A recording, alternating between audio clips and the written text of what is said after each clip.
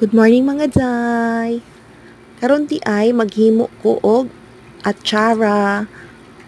Sugdan na nato. First is 600 ml vinegar.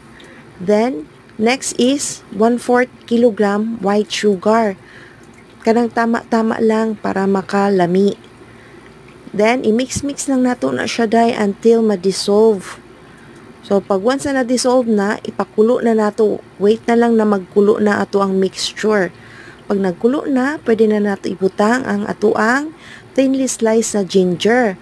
Pwede nato siya lutuon for 5 minutes. Pag okay na, pwede na natong tanggalon sa ato ang pagkaluto.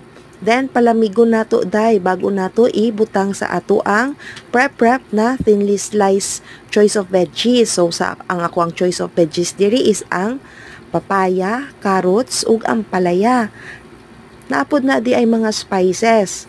Na ay pasas, na ay bell pepper, ug onion. So, kanina ato ang lami na atsara. Pwede na pang partner sa ato ang mga pinirito ug adobo. Para pampalis ng umay. So, kanijay, prepare na nako para sa kong bana. So, unya, kauno na namo, takluban sa nako, and pwede na ni siya.